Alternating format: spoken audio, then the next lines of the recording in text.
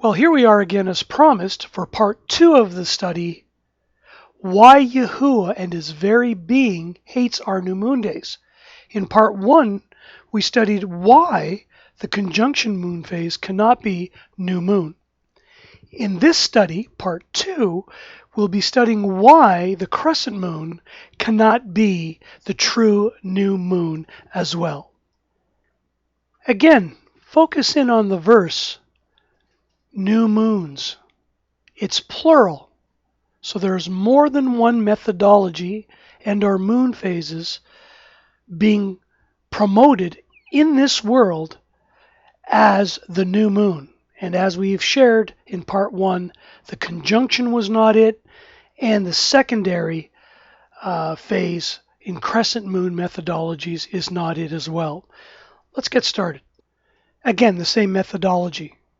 We have collected scriptural evidence, historical evidence, archeological evidence, and all with the intent to understand what is the true new moon day. Number 2, we take that scriptural evidence and the rest of it and test and prove it in creation. And as a result of doing this, we find out what are truly the repeatable patterns that are observable, so that we can hold on to what is good and share the good news from this process of testing and proving all things. In part 1, we explained, did any of us get a choice at birth in regards to understanding the scriptural new moon, which then tells us how to identify day 1 of any given month, and then ultimately the Sabbaths and feast days. None of us got a choice, just like every child born into 2015 will not either. Let's continue. As well, in the previous video, for part 1, we used what we call the anchor verse from Bereshith, or the book of Genesis, chapter 1, verses 14 through 18, where it shares with us that the 3 components of the Father of Lights and his calendar that hangs in the heavens are with the sun, the moon, in alignment with the stars. It's not about partial light, and it's not about darkness. It's about the fullness and the goodness of what this calendar provides. So, weighing the evidence, we have learnt in part 1 that the conjunction moon cannot be the scriptural new moon. We will go in great detail why the crescent moon is not the scriptural new moon as well. First and foremost, the historical evidence is overwhelming, which is backed up by archaeological evidence on why the crescent moon is indeed not the new moon. The scriptural evidence is even more overwhelming why the crescent moon cannot be the new moon. Well, let's go back to Egyptian times. In the illustration to the upper left, number 1, we see the Apis bull, possibly the image that the Israelites made in gold at Sinai. Notice the sun disk and the crescent moon horns. And of course, the scriptural evidence is clear. The Exodus is all about when the Israelites came out of Egypt, just as we are to come out of her today, as it states in Revelation 18, chapter 4.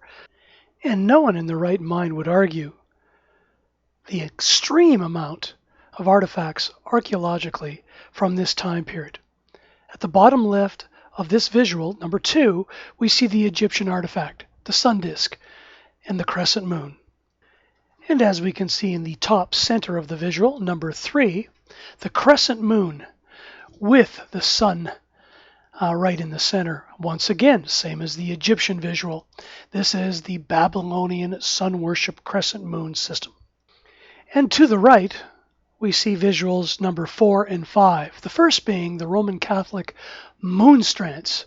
The round wafer is held in a crescent moon.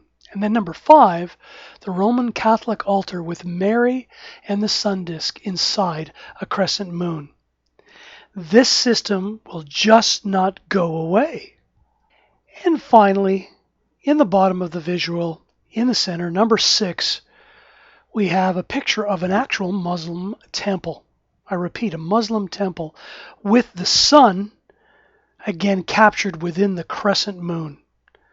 So from ancient of times to the most recent of times, this system is still being promoted.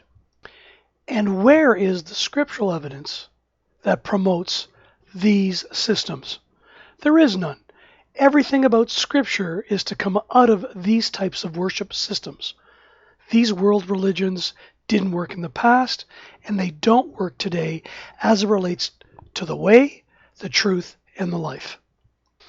And if you ask the question, is there more historical evidence backed up by archaeological artifacts? There is far more. On this slide, we see the cylinder of Nabonidus and the crescent moon god Sin. The cylinders of Nabonidus refers to cuneiform inscriptions of King Nabonidus of Babylon from about 556 to 539 BC. These inscriptions were made on clay cylinders. They include the Nabonidus cylinder from Sippar and the Nabonidus cylinders from Ur, 4 in number. Well, you might even say, what's the big deal? Well, let's study further. In Babylonian inscriptions, it suggests that Belshazzar was the eldest son of King Nabonidus. When the king went into exile in 550 BCE, the kingdom and most of its army were entrusted to Belshazzar. In the biblical story, Belshazzar holds a last great feast at which he sees a hand writing on a wall with the Aramaic words Mene, Mene, Tekel, Upharsin, which the prophet Daniel interprets as a judgment from Yahuah foretelling the fall of Babylon.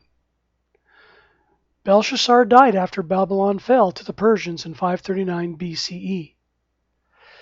So as you can see in the visual below, Daniel chapter 5 encapsulates this story scripturally. And to the right, the visual shows a stele of King Nabonidus. Still interested? Notice the crescent moon symbols.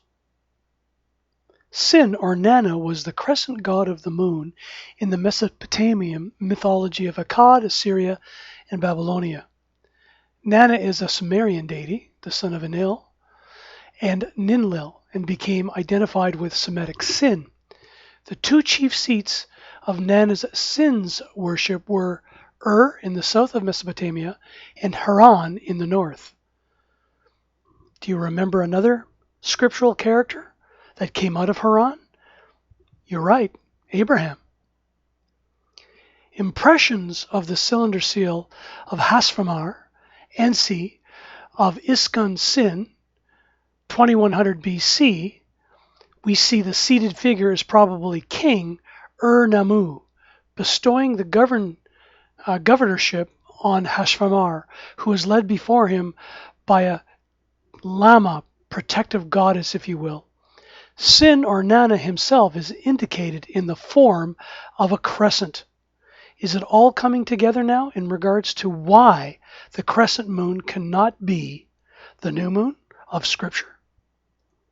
The worship of the moon god Sin was widespread and common during the time of Abraham.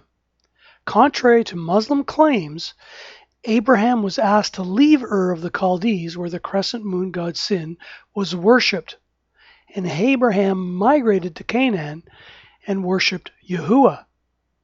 The Ur of Chaldees is in the region of Babylon. So again, Abraham was called out just as we are called out today in Revelation chapter 18, verse 4. Notice in the visual the crescent moon earring ornaments and the fact that there is much and many more archaeological artifacts to prove this point as well. Archaeological evidence reveals the common use of ornaments in the shape of the sun disk or inverted moon crescent, a symbol of the goddess Ishtar Astarte, worn by women or animals to increase their fertility. You can find this in many sites, let alone the New Bible Dictionary article, Amulets, page 34. Again, test and prove all things for yourself. Put the moon god Sin, type it into Google. Then search ornaments and actual archaeological artifacts. You will find many, many examples and opportunities to prove and test all things for yourself. Well, what about scripturally? Well, in the book of Yashayahu, or Isaiah, chapter 3, verses 18 through 23, it states the following. In that day, Yahuah takes away the finery of the anklets and the headbands and the crescents, the pendants, the bracelets and the veils, the headdresses and the leg ornaments and the sashes and the perfume bottles and the amulets, the rings and the nose jewels, the costly robes and the cloaks and the shawls and the purses, the mirrors and the fine linen and the turbans and the large veils. Focus in on the crescents. It is a common theme throughout Old Covenant history. And it is extremely easy to prove that crescent moon believers in the past wanted to destroy and wipe Israel off the map, so to speak. In the book of Judges, chapter 8, verse 21, it states, Then Zebah and Zalmunna said, Rise thou and fall upon us, for as the man is, so is his strength. And Gideon, an Israelite, arose and slew Zebah and Zalmunna and took the crescents that were on their camels' necks. There is indeed nothing new under the sun. And because there is nothing new under the sun, the scriptural evidence will capture it all. In the book of Tehillim, meaning praises, changed to the book of Psalms, chapter 83, verse 4, we read the following. They have said, Come and let us wipe them out as a nation, and let the name of Israel be remembered no more. Undeniable intent. In a series of posts on Twitter this week, the Ayatollah Ali Khamenei, Iran's supreme leader, said Israel would be hounded until it is destroyed. And he told Israelis, you will not see the next 25 years. Khamenei, who has repeatedly called for death to America as well, also referred to the United States once again as the Great Satan. And he said the nuclear deal is the only negotiation Iran will agree to with the United States. So, there's no need to be political when you have all of this scriptural evidence, historical evidence backed up by archeological artifacts. Are you still interested? Because there is far more. Have you ever heard of the scriptural Battle of Jericho? Did you also know that the city name Jericho means the city of the crescent moon? Now is a good time to ensure that your video on YouTube is in full screen mode. It is also a good time to stop the video and read these verses to understand how the Battle of Jericho played itself out entirely day by day, and why the full moon is new moon day, and at sunrise the following day is day 1 of the scriptural calendar, and why 7 days later on the 8th, 7 days later on the 15th, 7 days later on the 22nd, and 7 days later on the 29th, it's the Sabbath. Well, let's fast forward to today. Do you realize that 2015 is the year of Lucifer? And do you realize that next week, the 14th day of September 2015, is a crescent moon event? Well, what's happening on that day? Welcome to the International Year of Light 2015. And we all know that Lucifer masquerades as an angel of light. And this year of light will be quite an event, with plenty more to come. This celebration is sponsored by the United Nations through UNESCO, and the emphasis is on one world themes. And the symbolism is very evident, as you can see. Attached is the web link if you're interested. It scared me.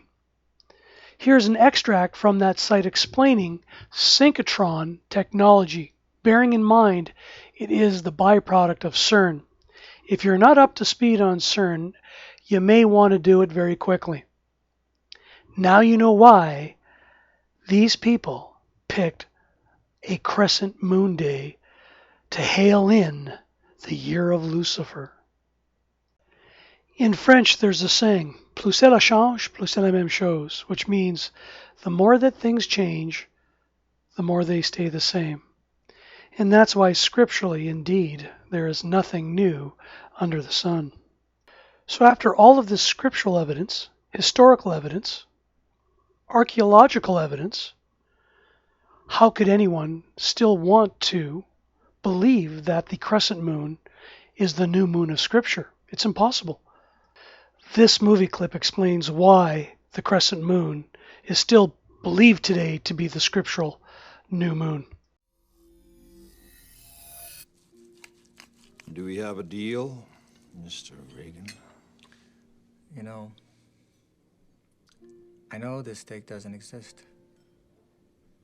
I know that when I put it in my mouth, the Matrix is telling my brain that it is juicy and delicious. After 9 years, you know what I realize?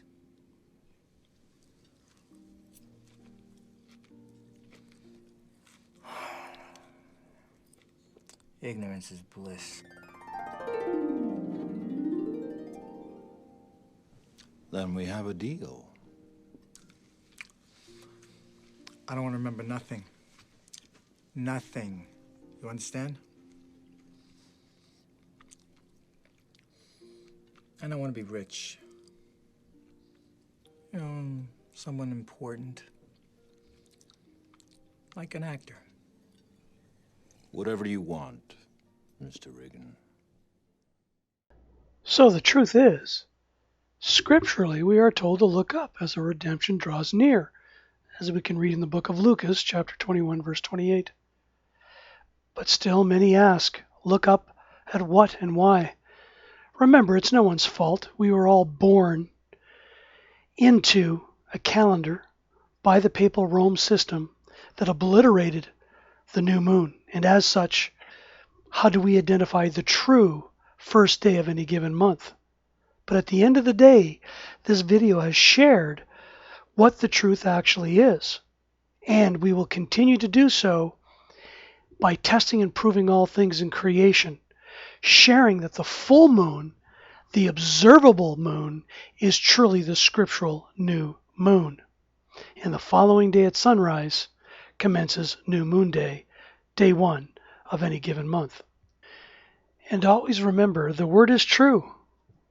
For I see your Shemaim, the heavens, the work of your fingers, the moon and the stars, which you have established, as we read in Tehillim, which means praises, changed to the book of Psalms, chapter 8, verse 3.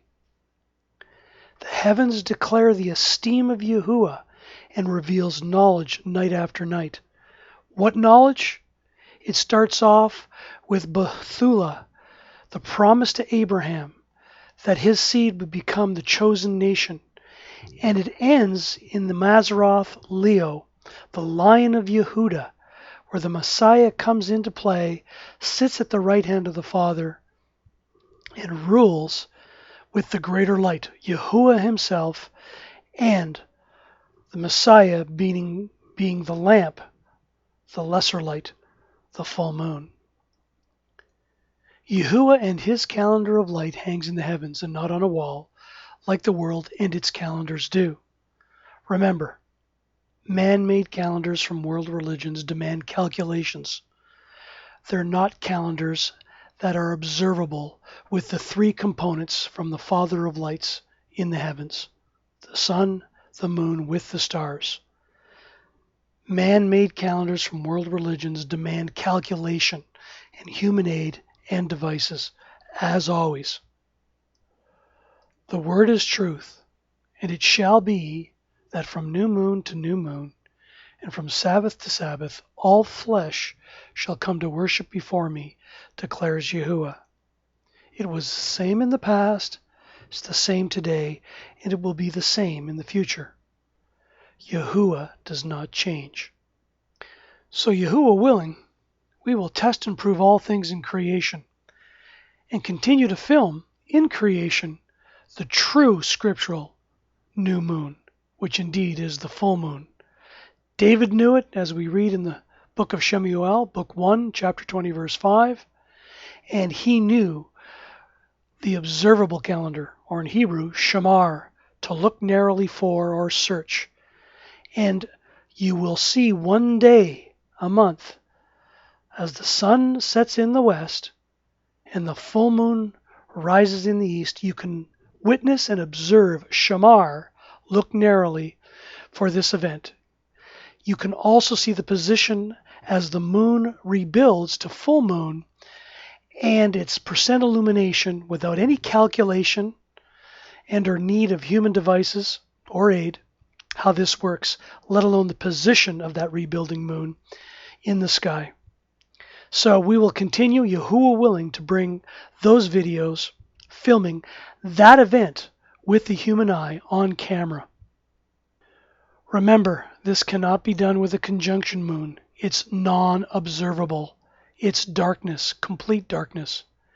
And as we've shared already, in testing and proving all things, we cannot film successfully, month after month, consistently the crescent moon because of any type of inclement weather that blots it out. These two methodologies, the conjunction and the crescent moon, as such, are not the scriptural new moon methodologies. And to date, this is why we remain in having a confident expectation why Yahuah stated, "My being hates your new moons," plural. And there is enough scriptural evidence, historical evidence, and archeological evidence that shows the two new moons, conjunction and crescent, that are not in alignment with the scriptures, the historical evidence, let alone the archaeological artifacts. We hope this two-part series has been value added to you and your family. As we continue to walk in the way, the truth, and the life, let us all share so that we can grow in love and understanding of further truths. And as always, thank you for the privilege and blessing to share in the name which is above all names. May Yahuah be in everything that you do and say, and may the Messiah be in you, in your walk, in the way, the truth, and the life.